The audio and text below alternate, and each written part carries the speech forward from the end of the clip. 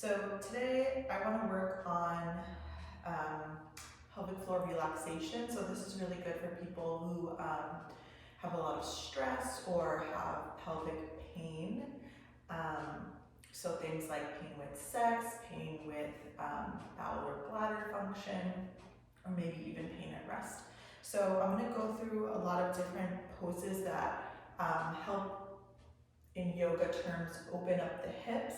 But we're really targeting certain muscles that tend to be tight when you have a tight pelvic floor. And so it's really hard to differentiate if the pelvic floor is causing tightness in the hip or if the hips are causing tightness in the pelvic floor. But either way, we're going to work on both of those areas and try to release the tension in the hips in general. So we're going to start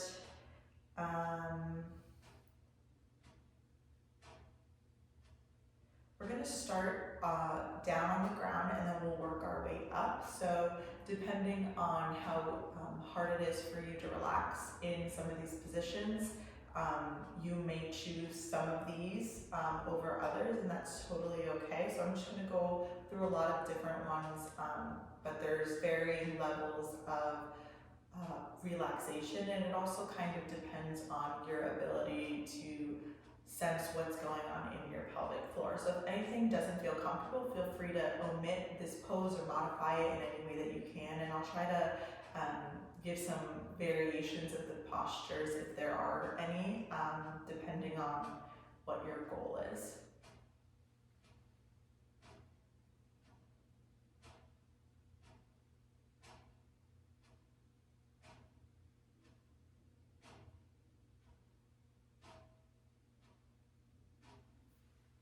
So I'm going to start with a couple poses that are my favorite ones to teach my patients. So the first one is going to be Supta Baddha Konasana, or a reclined cobbler's pose. For my PT patients, I usually just call this a butterfly stretch. So you're going to get down on the ground, and you can use a blanket.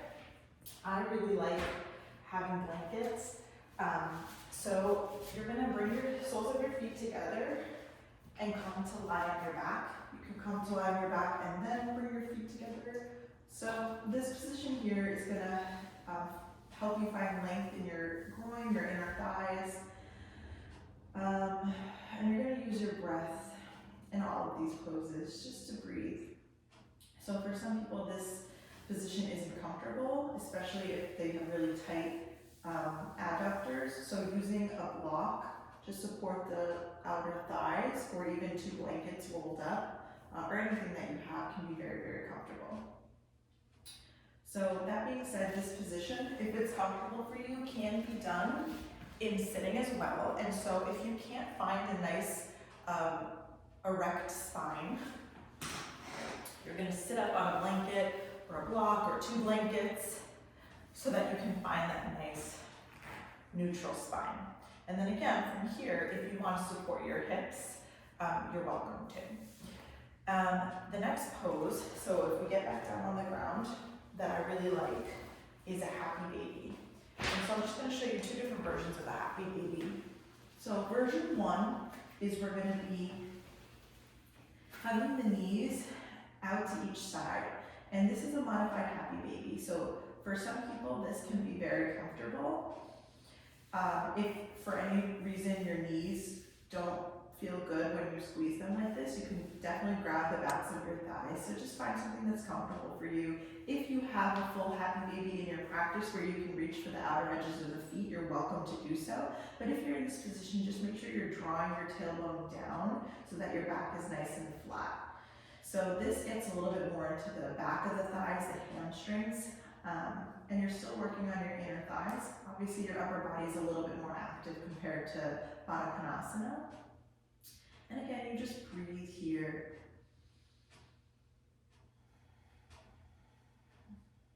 Taking nice deep breaths. So the next pose I really like for releasing the pelvic floor is a wide-legged child's pose. And so I'm going to move my blanket out of the way, but it can be really comfortable to cushion the knees. And so we're going to start in the tabletop position. And then we're gonna bring the knees as wide as your yoga mat and then the toes together. From here, you're just gonna sit your hips back in space. In yoga, you're welcome to keep the arms extended, but you can also just rest your forehead on your palms. And again, just taking nice deep breaths here. Again, getting into the inner thighs, the groin. Allowing expansion of the pelvic floor. If this is a little too much for the front of your hips, you can always take some blankets and create a little bit more space. I'm going to do this way. So you can use 1 or 2 blankets just to create a little bit more space in the front of the hips. So knees wide is going to get a little bit more into the hips. The classic child's pose with the knees together is going to get a little bit more into the low back.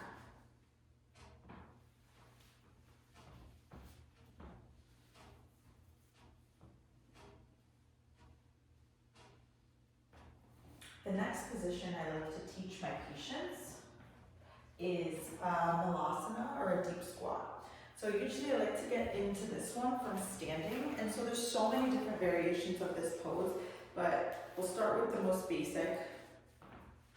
So we're gonna bring the feet wider than the hips, toes pointing out, and then you're gonna drop your hips in space to come down. Now some people don't have the ankle mobility or the hip mobility to do this. For this posture, it's not that important if your heels touch the ground or not. So if they don't, that's okay. But maybe your heels do come down. And then you can totally keep your hands on the ground if you need a little bit more support. But if you feel nice and stable, you can bring your hands to your heart and breathe here. So your legs are more active in this position, so it can be a little bit trickier to relax. But if you're a little bit more advanced, this might be a nice position to hang out in. This is also really nice because if you're in a place where you might not necessarily be able to lie down, but you can pop into a squat real quick and do some deep breathing, it can be a little bit more accessible during the day. So if you want to be in this position, but you are not really strong enough to hold yourself up, then what you can do is take a blanket and sit on it, or you can use a block, right? So raising yourself up. Your other options are you can hold on to the back of a chair, or you can lean up against a wall. So this can be nice because you really don't have to hold yourself up. But again, if you don't have the hip mobility and this is not comfortable for you, you might want to choose a different position.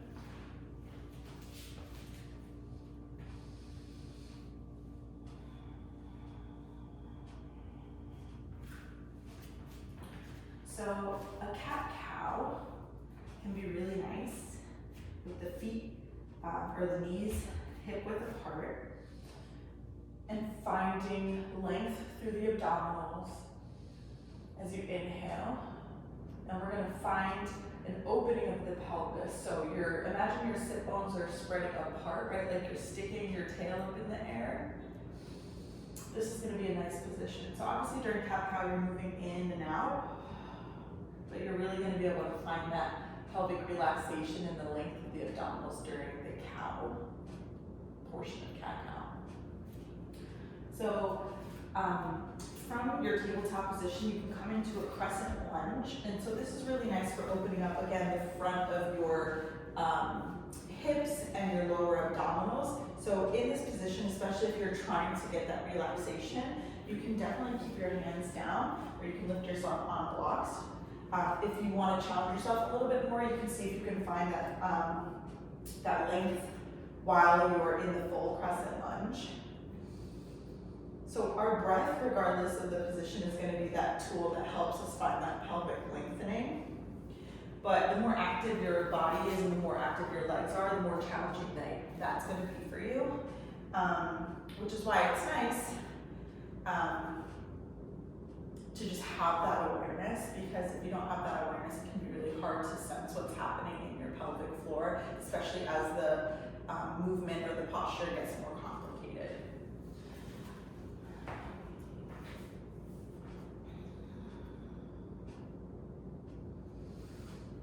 Another pose that can be really nice, starting in your tabletop position for the pelvic floor is a lizard. So you're gonna bring your hand, actually let's start, so you're gonna step into a crescent lunge, and then from there, we're gonna bring the foot out to the side. So on this side, I'm using my opposite foot just so you can see what I'm doing. My hands are here. From here, you can stay here. You might have the ability to come down onto your forearms or come down onto some blocks. I do not have that available to me, but what you can do is scoot that back leg down, stay on your fingertips, lower down. If you want to be a little bit more active, you can lift that back leg up. But again, the activation might be a little bit harder for you. So here we're getting into the back of the thighs, we're getting into the inner thighs, the groin. So again, those muscles tend to be tight on people with tight pelvic floors. And then to come out, you'll come through your crescent lunge and bring the knee back underneath. Let's talk about the glutes a little bit. So I'm gonna go over 2 different postures. There's so many different postures that work with this, but a figure 4 stretch is a very common stretch. A pigeon is going to do similar area of the body, but it's going to require a lot more hip mobility. So let's start with our figure 4 stretch. So you're going to come lie on your back, and this is one that most people are familiar with. Feet hip width apart as if you were going to go into your bridge. You're going to cross one ankle over the opposite knee. And for some people, this is a lot, so you can stay here and breathe. If you need a little bit more, you can go ahead and just gently press your knee away from your body. And again, this might be good for some people. You're going to keep your toes active just to protect your knees. So again, some full body awareness. And then if you still don't feel much here, you can grab the back of your opposite thigh and breathe here. So I start to feel a stretch in my left outer hip when I hug my knee towards my chest. And then again, just a little bit of awareness in both toes. So figure 4 stretch. And then on the other side, it would be the same thing. If you want to get a little bit deeper into that area of the body, you can work on a pigeon. So for a pigeon, you can start in tabletop or plank. And so I just uploaded a video on this, so if you want to go through those in detail, feel free. But basically, you're going to bring your knee in towards your chest. And again, you can breathe here. You can come down onto your forearms or rest your head all the way down. So this stretch is a lot more intense. But the benefit of this one, which I really like, is you also get an opening in the opposite hip in the front. So this can be really effective if you don't want to be doing a million different stretches, but this is definitely a little bit more advanced. The main thing with this one is that you want to support your outer hip. So for me, my hip doesn't come all the way down, so using a block or a blanket to support my hips so that they stay in a neutral position is very, very helpful. But you might have the ability to do that on your own. And then again, just awareness in your toes to protect your knee joints. And to come out, you can just roll onto your side or come back through your tabletop position.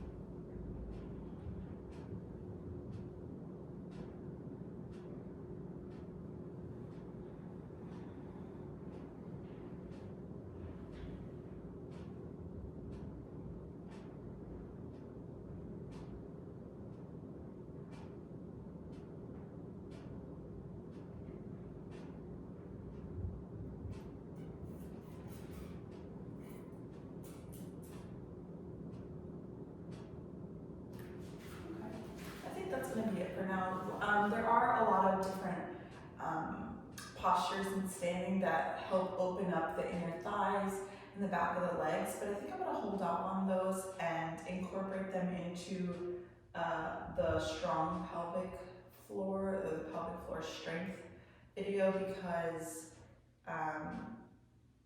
they're definitely more active, and so I wouldn't necessarily choose those positions to help relax the pelvic floor, but having an awareness of your pelvic floor during those poses is going to help support you in the posture, but also if you're practicing some of these other postures that are in standing and you're noticing that they're maybe contributing to some discomfort, you might want to modify those to some of these that we went over today.